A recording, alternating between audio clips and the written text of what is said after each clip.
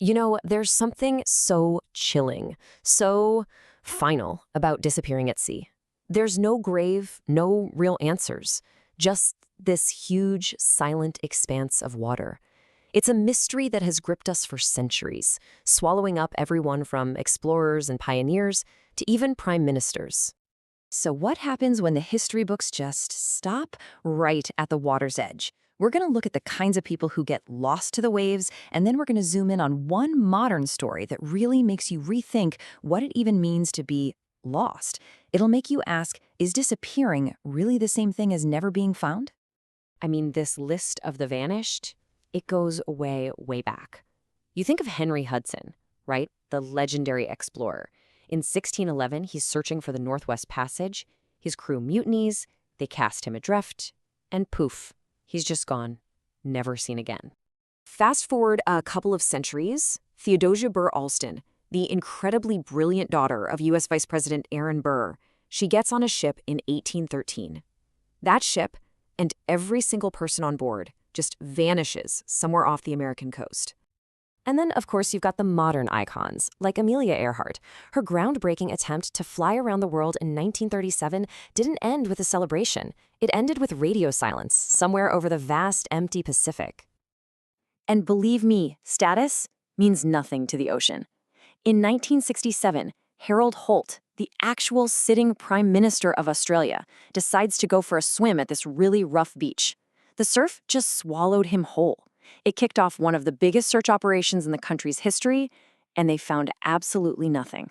So you start to look at these stories, and while everyone is unique, you begin to see these familiar patterns. The ocean takes people from all walks of life, for sure, but certain types seem to emerge from these tragedies again and again. You get these recurring figures, right? There's the explorer, like Henry Hudson, who's literally pushing the boundaries of the map.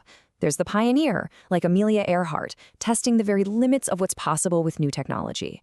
And you even get the statesman, like Harold Holt, caught in just a single moment of vulnerability.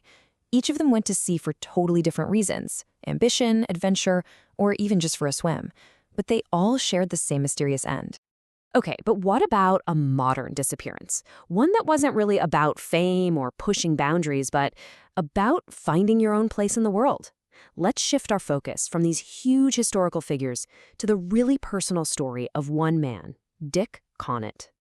That was Dick's own explanation for a life spent paddling thousands and thousands of miles across America's rivers. In his middle age, he just decided he was done with normal life. He launched a canoe and started these incredible solo journeys, and he wrote about every single step of the way. And this right here, this contrast, explains everything. See, on land, back in a small town in Montana, he felt like an outcast. He was the big, kind of eccentric guy in overalls that people might whisper about. He felt like that guy. But on the river, when he pulled into a new town, he was this incredible, mysterious adventurer. He became this guy. The river is where he found who he was really meant to be. And he was such a complex person. This was a gifted student, top of his class, an army brat who'd seen the world. But his adult life was just a string of odd jobs, working on the railroad, being a janitor, a weather observer.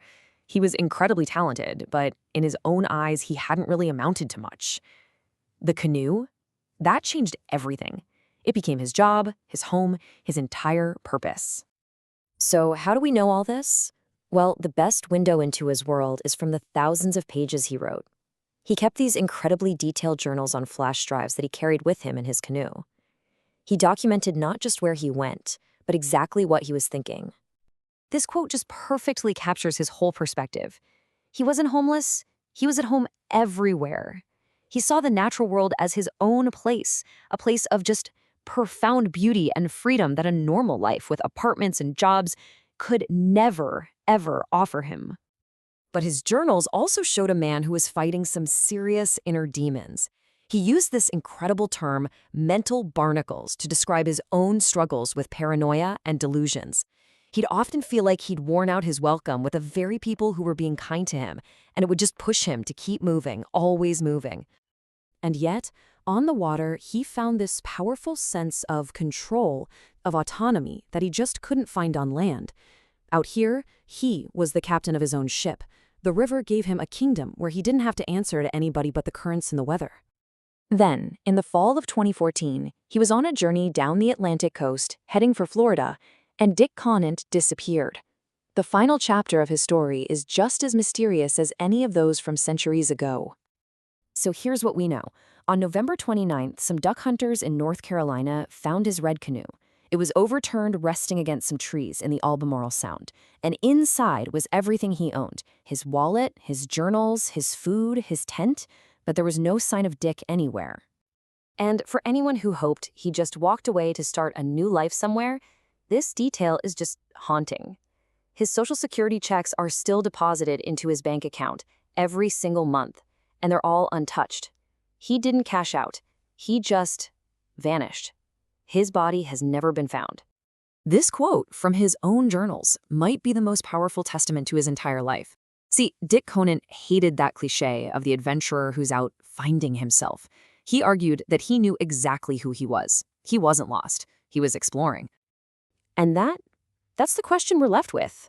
For a man like Dick Conant, who found his true home out on the water, does vanishing into it actually mean he was lost? Or, in a strange way, was it a kind of homecoming? That's a question the water keeps for itself.